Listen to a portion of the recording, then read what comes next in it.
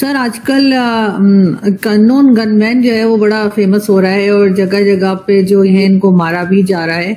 एक खामोशी, एक सन्नाटा है, पाकिस्तान मीडिया कोई बात नहीं कर रहा। ऑर्गेनाइजेशन जो कश्मीर में इंडिया के खिलाफ लड़ रही हैं उसको तो इंटरनेशनल कम्युनिटी दहशतगर्द करार दे चुका है। आप LAT के हाफिज सईद को जो है वो सजाएं दे रहे हैं under the UN security council, और आप चले हैं हमास की सपोर्ट करने। कि जैश ए मोहम्मद का एक आतंकवादी मोइनुद्दीन औरंगजेब आलमगीर इस आदमी को गायब कर दिया गया। मतलब गायब मतलब इसको कुछ अननोन गनमैन आए और उठा के ले गए अपनी गाड़ी में। अब हम मजीद कर्ज के ऊपर मईशत को चला नहीं सकते। ना गैस है, ना बिजली है, ना पानी है। ये लाइंस एरिया की कहानी। देखो ये चीज कोई ढकी छुपी नहीं कि पाकिस्तान की मईशत इस वक्त डोलड्रम्स में है। IMF की शराइत पर निगरान हुकूमत और इदारों की जानिब से किए जाने वाले इकदाम से बैसाखियों पर चलने वाली मईशत लग रहा ये है कि बतदरीज वो बेहतरी की जानिब गामजन है, लेकिन ये कहना भी दुरुस्त है कि फिलहाल वेंटिलेटर पर है। सर हमारी एजेंसीज इतनी कमजोर हैं कि उन्हें पता ही नहीं लग रहा कि कोई आ रहा है मार के जा रहा है, लेकिन जिन लोगों को मारा जा रहा है वो हमेशा से वांटेड में रहे हैं, वांटेड लिस्ट में रहे हैं और कहीं ना कहीं से टेररिज्म का इल्जाम उनके ऊपर रहा है। भारत में मोस्ट वांटेड भी रहे हैं। तो साइड पे वो अंदर घुस के आपको आके मारते हैं, लेकिन अफसोस कि आपने इस पे तवज्जो नहीं दे रहे हैं और मुसलसल ये मजीद खराबियों की तरफ जाएगा। तो पाकिस्तान मेरे ख्याल है इससे तो सफाई हो रही है यहाँ पे। तो ऑपरेशन क्लीन अप का नाम दे देना चाहिए कि जो काम हमें करना चाहिए था वो एक दूसरी कंट्री के लोग आके करके और निकल भी जाते हैं और हमें पता नहीं। नमस्कार दोस्तों, स्वागत है आपका आपके चैनल EFCZ में। दोस्तों, नरेंद्र मोदी के 3 राज्यों में भारतीय जनता पार्टी की एक तरफा जीत के बाद भारत में रिकॉर्ड तोड़ FDI भारत में आया है, फॉरेन डायरेक्ट इन्वेस्टमेंट हुआ है और भारत के शेयर मार्केट दुनिया में आसमान की बुलंदियों को छू रहे हैं। यह बात पाकिस्तान को समझ नहीं आ रही कि आखिर ऐसा कैसे भारत में एकदम इतना तगड़ा फॉरेन डायरेक्ट इन्वेस्टमेंट कैसे आ गया, क्योंकि पाकिस्तान का शेयर मार्केट तो ऐसा है कि जो गर्त में जा रहा है और बड़ी बड़ी कंपनियां पाकिस्तान के स्टॉक मार्केट से डीलिस्ट हो रही हैं। दूसरी ओर पाकिस्तान में अननोन इंडियन गनमैन की दहशत फैली हुई है। एक के बाद एक आतंकवादी कहीं गायब हो जा रहे हैं। कोई जेल में जहर खिला के मार दिया जा रहा है तो कोई जेल के अंदर जाके मार दिया जा रहा है। तो वहीं अब पुलवामा आतंकवादी हमले के मास्टरमाइंड को किडनैप कर लिया गया है और उसको किसी ऐसी जगह ले जाकर मारने का प्लान किया जा रहा है। इस बात से पाकिस्तानी मीडिया में दहशत फैल गई है। पाकिस्तान के बहुत बड़े बड़े आर्मी ऑफिसर्स भी इस बात को समझ नहीं पा रहे हैं कि आखिर पाकिस्तान में रहते हुए ऑपरेशन को अंजाम कैसे दिया जा रहा है। देखिए जबरदस्त वीडियो। सर आजकल अननोन गनमैन जो है वो बड़ा फेमस हो रहा है और जगह जगह पे जो ये टेररिस्ट कहलाते हैं इनको मारा भी जा रहा है। एक खामोशी, एक सन्नाटा है, पाकिस्तान मीडिया कोई बात नहीं कर रहा। न्यूज़पेपर्स वगैरह में, डॉन वगैरह में ये न्यूज आ जाती हैं। आपके ख्याल से कौन कर रहा है ये? क्या ये भारत की एजेंसीज आके मार रही हैं? अगर ऐसा है तो फिर हमारी एजेंसीज को पता क्यों नहीं लग रहा? या फिर आप समझते हैं कि हमारे ही लोग हैं जो इन लोगों को खत्म कर रहे हैं ताकि दोबारा FATF में ना जाना पड़े और इस किस्म की जो प्रॉब्लम फेस कर रहा है पाकिस्तान इन लोगों की वजह से जो दहशतगर्दी करते हैं उससे बच सके? देखिए, जहाँ तक ये चीज़ें हैं, अब मैं चूँकि इंटेलिजेंस का आदमी नहीं हूँ तो मेरे लिए तो ये बहुत कहना मुश्किल है।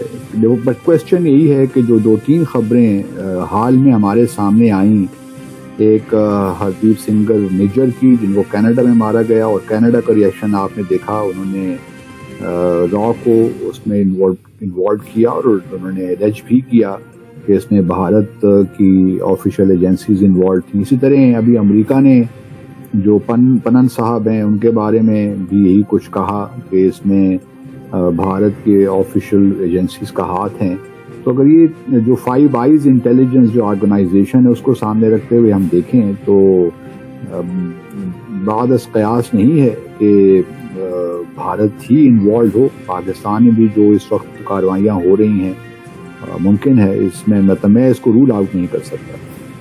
तो सर हमारी एजेंसीज इतनी कमजोर हैं कि उन्हें पता ही नहीं लग रहा कि कोई आ रहा है मार के जा रहा है, लेकिन जिन लोगों को मारा जा रहा है वो हमेशा से वांटेड में रहे हैं, वांटेड लिस्ट में रहे हैं और कहीं ना कहीं से टेररिज्म का इल्जाम उनके ऊपर रहा है, भारत में मोस्ट वांटेड भी रहे हैं। तो पाकिस्तान मेरे ख्याल से तो सफाई हो रही है यहाँ पे, तो ऑपरेशन क्लीन अप का नाम दे देना चाहिए कि जो काम हमें करना चाहिए था वो एक दूसरी कंट्री के लोग आके करके और निकल भी जाते हैं और हमें पता नहीं लगता, क्योंकि सर अभी तक 10-15 लोग मारे जा चुके हैं।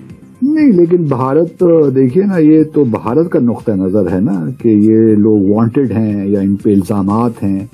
इल्जामात को तो अदालत में पेश किया जाता है और वहीं पे कार्रवाई भी होती है, और इल्जाम अगर दुरुस्त साबित हो जाए तो फिर मुजरिम जो है वो फिर सजा का मुस्तहिक हो जाता है। लेकिन ये अपने तौर पे ही चीज़ें डिसाइड कर लेना, ये तो किसी मुल्क को हक नहीं देती। और अगर आपको शिकायत है या कोई प्रॉब्लम है तो आप उस मुल्क से राब्ता कायम कीजिए। ये तो खुली दहशतगर्दी है मेरे ख्याल में कि आप दूसरे ममालिक में जाके, चाहे वो कनाडा हो या अमेरिका हो, आप वहाँ जाकर लोकल ऑपरेटिव्स आप हायर करें, उनको पैसे दें। ये तो टेरर फाइनेंसिंग में आता है, ये तो मनी लॉन्ड्रिंग में आ रहा है। अब तो भारत को खदशा होना चाहिए कि वो कहीं भारत का रिव्यू हो रहा है, तो हम उम्मीद करते हैं कि इन तमाम चीज़ों को सामने रखा जाएगा और भारत को ग्रे लिस्ट में नहीं बल्कि ब्लैक लिस्ट में शामिल कर देना चाहिए, जिस किस्म की भारत कार्रवाइयां पूरी दुनिया में कर रहा है। चुप कर बे कुत्ते। ये बात समझने की बड़ी सादा सी है कि अब हम मजीद कर्ज के ऊपर मईशत को चला नहीं सकते, लेकिन ये जो सरमायाकारी की बात हो रही है खास तौर पे गल्फ के ममालिक से, उस सरमायाकारी की नेचर की हमारी काबीना को भी और हमारी इंटरिम गवर्नमेंट को भी बहुत कम समझ है। ये जो आप बयानात देखते हैं कि MOU साइन हो गए या हमारी काबीना ने मंजूरी दे दी कि आप इस मुल्क से पैसा ले लें, ये दुनिया अब इस तरह नहीं चलती है। आपको पता है पहले फिलिस्तीन के अंदर पटाखा भी बजता था तो हमारी पूरी कौम जुमे की नमाज के बाद निकल आती थी। अब खामोशी, सन्नाटा, फूका आलम। इनाम मिलेगा, जरूर इनाम मिलेगा।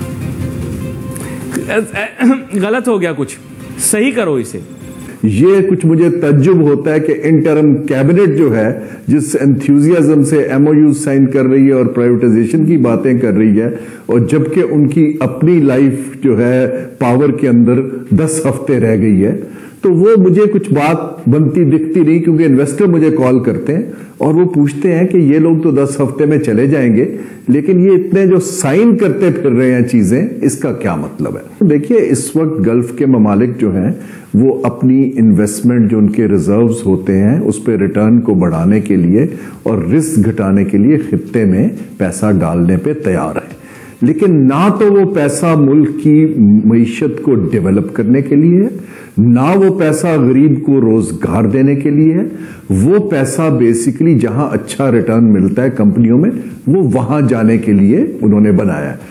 बात यह है कि इन अरब ममालिक के साथ अच्छे ताल्लुकात रखोगे, नोटू की भरमार, बारिश, लेकिन ये नाक पर मक्खी नहीं बैठने देते।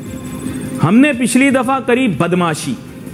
हमने एक दौर में 2014 में एक बड़ी ही अजीब किस्म की हरकत की और हर इंतहा को पार कर दिया। हमने 2014-15 के अंदर वादा किया कि हम अरब सरजमीन की हिफाजत करेंगे, जो हकीकी पाक सरजमीन है, जो हकीकी पाक जमीन है, यानी कि मक्का मदीना की जमीन, उसकी हिफाजत करेंगे, अरब पेनिनसुला और लिवांट की हिफाजत करेंगे। लेकिन एंड टाइम पे हम भाग गए। ये 2014 की बात है। हमने वो आलमी सतह के ऊपर काम किया कि जिसकी वजह से पाकिस्तान की साख की ऐसी कम तैसी हो गई। उसके बाद फिर अरब जो हमसे हुए नाराज, फिर उनको मनाने के लिए उनकी गाड़ियां तक चलाई ड्राइवर बन के, लेकिन नोटू नहीं दिया। और पाकिस्तान के पास भी आई एम श्योर, क्योंकि पाकिस्तान का देखिए जरा मामला डिफरेंट है। पिछले 20 सालों में भारत ने अफगानिस्तान को बहुत इस्तेमाल किया और वहाँ पे बहुत सी ऐसी ऑर्गेनाइजेशन पाकिस्तान में जो बैंड हैं, आप चाहे TTP की बात करें या बलूचिस्तान रिपब्लिकन आर्मी की बात करें, बलूचिस्तान लिबरेशन आर्मी की बात करें, तमाम ऑर्गेनाइजेशन हैं जो पाकिस्तान में बैंड हैं। लेकिन भारत में उनको इन सब जितने भी बलूचिस्तान के सो कॉल्ड लीडर्स हैं उनको बड़ी रसाई हासिल है। और मैं ज़ाती तौर पे जानता हूँ फॉर अ फैक्ट कि किस तरह भारत इन लोगों को फाइनेंस भी करता है, इनकी फंडिंग भी करता है और उसके मुख्तलिफ तरीके हैं। दोस्तों ये वीडियो आपको कैसी लगी कमेंट बॉक्स में जरूर बताइए। ये वीडियो अपने दोस्तों में, अपने रिश्तेदारों में जरूर शेयर कीजिए और कमेंट्स में जय हिंद वंदे मातरम लिखना ना भूलिए। जय हिंद वंदे मातरम।